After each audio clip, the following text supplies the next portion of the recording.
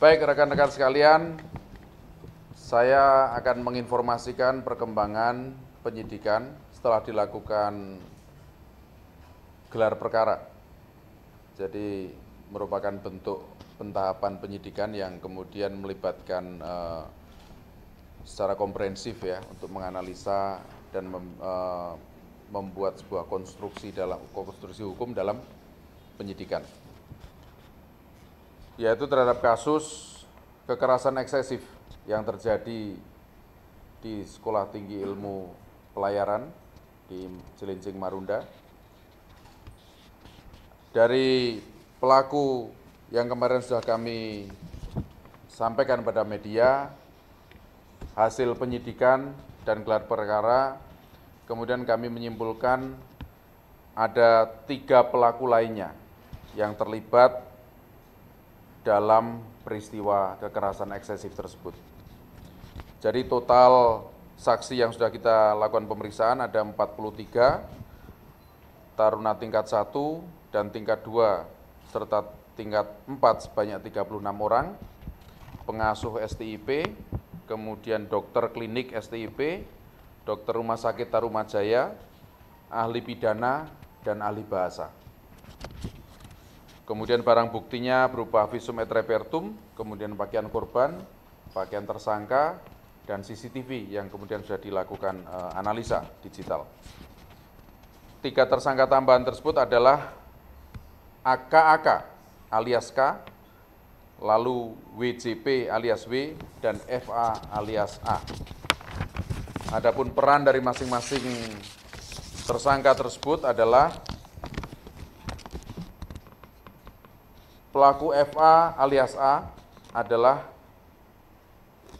taruna tingkat 2 yang memanggil korban Putu bersama rekan-rekannya yang dari lantai 3 untuk turun ke lantai 2 ya. Ini yang diidentifikasi menurut persepsi senior tadi salah atau menggunakan pakaian olahraga memasuki ruang kelas dengan mengatakan, "Woi, tingkat 1 yang pakai PDU itu pakaian dinas olahraga, sini." Nah, jadi turun dari lantai 3 ke lantai 2. Lalu FA juga berperan menjadi pengawas ketika kekerasan eksesif terjadi di depan pintu toilet, dan ini dibuktikan dari CCTV, kemudian keterangan para saksi. Sehingga terhadap FA dilakukan persangkaan pasal, selain pasal pokok kemarin 351 ayat 3, yaitu pasal 55 junto 56, ya, turut serta. Lalu terhadap tersangka WJP alias W, pada saat proses terjadinya kekerasan eksesif, Saudara W mengatakan, "Jangan malu-maluin, CBDM, kasih paham." Ini bahasa mereka. Maka itu kami menggunakan atau kemudian melakukan pemeriksaan terhadap ahli bahasa, karena memang ada bahasa-bahasa pakemnya mereka yang kemudian mempunyai makna tersendiri. Kemudian ketika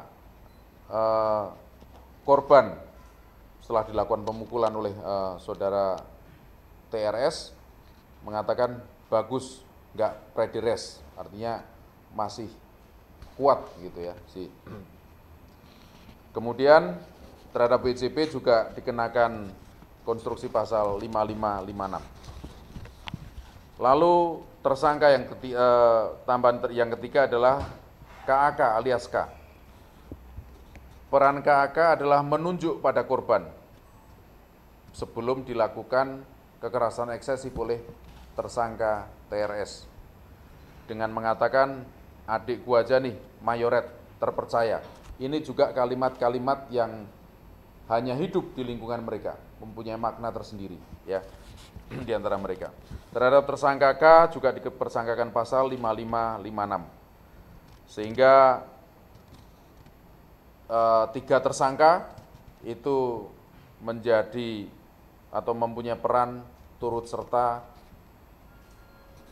turut melakukan, ya dalam konteks ini orang yang melakukan, yang menyuruh melakukan atau turut melakukan perbuatan itu. Barang siapa dengan sengaja memberikan kesempatan, daya upaya atau keterangan untuk melakukan kejahatan. Jadi memperlancar prosesnya peristiwa kekerasan eksesif. Bentuk 5556 ini adalah penegasan dari prinsip dari keturutsertaan dalam suatu proses pidana, ada kerjasama dan ada kerjasama yang nyata dalam perbuatan atau tindak pidana kekerasan eksesif. Saya rasa itu, kemudian terhadap kami sampaikan juga hasil visum et repertum terhadap jenazah. Saya rasa sama dengan kemarin, yaitu ada luka-luka lecet pada bibir, perut, dan akibat kekerasan benda tumpul. Kemudian screening alkohol dan nafsa nihil, lalu tanda-tanda perbendungan hebat, ada pendarahan. Saya rasa itu, terima kasih rekan-rekan. Hari ini kita melakukan proses penyidikan berikutnya terhadap 3 tersangka tambahan dan dilakukan penahanan terhadap yang bersangkutan. Ancaman hukumannya sama dengan yang konstruksi pasal kemarin ya, hanya mungkin dari pembelaan atau ada pemberatan atau pengurangan tambahan karena 55 ya nanti. Masih 15 tahun. Ya, 15 tahun penjara. Nah ini ada pemeriksaan lagi atau pemeriksaan sudah dinyatakan selesai atau gimana Pak? Nah, kami mempunyai kewajiban finalnya penyidikan itu adalah ketika jaksa penuntut umum menyatakan berkas diterima P21 istilahnya. Kalau sebelum itu masih menjadi tanggung jawab kami untuk melakukan penyidikan, melengkapi berkas perkara, kemudian nanti menyerahkan pada jaksa penuntut umum. Berarti tersangkanya sudah hanya 4 ini gitu ya Pak? Kalau nanti jaksa menilai lain kita nggak tahu ya, tapi konstruksi kami sejauh ini masih itu. Ya. Pak, kemarin kan pengacara membawakan bukti tambahan screenshot ya Pak, percakapan itu. Di situ kan dikatakan memang pertama ada kronologi yang dibuat seolah-olah korban ini sakit jantung. Mungkin boleh disampaikan Pak ini kronologinya, siapa yang buat, kenapa disebar, apa memang dari pihak sekolah atau dari apa, dan sudah sejauh mana follow up-nya terhadap bukti tersebut? Ya, kami masih fokus pada konstruksi peristiwa pidana kekerasan eksesifnya. Ya, nanti itu menjadi bagian dari penyelidikan lebih lanjut, nanti kami sampaikan. Tapi sekarang masih dalam pendalaman itu. Ya. Pak, kalau misalnya untuk pelaku, dia juga cerita nggak sih Pak, karena misalnya ini korbannya kan random ya Pak ya, karena pakai baju olahraga, berarti tindakannya sebenarnya dia sudah pernah melakukan dengan pihak-pihak lain atau misalnya selain si korban, tapi memang tidak meninggal, atau ini baru pertama kali Pak? Ini baru sekali. Ya. Pak, jika dilihat dari kata-kata dan bahasa mereka, sepertinya ada kecemburuan antara senior dengan junior dan layer utama. Apakah memang sudah terbaca dari batas tersebut? Mas yang bilang itu bukan saya. Ada Enggak, kami tidak membuat analogi-analogi dalam penyidikan, sehingga fakta yang ada, klarifikasi yang ada itu yang kami pakemi ya, kami ikutin. Bang, peristiwa ini kan dijadikan di area kampus. Apakah pihak pengajar atau orang yang bertanggung jawab di kampus nantinya akan terjerat hukum?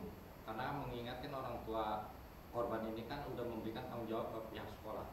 Ya, dalam konteks konstruksi hukum pidana, kami mengenal adanya pertanggungjawaban hukum. Siapa yang bertanggung jawab secara hukum, yang kemudian layak untuk mendapatkan atau layak mendapatkan konsekuensi hukumnya. Nah, ini soal nanti persoalan internal di dalam lembaga, kami serahkan sepenuhnya pada investigasi yang dilakukan secara internal oleh STIP. Ya.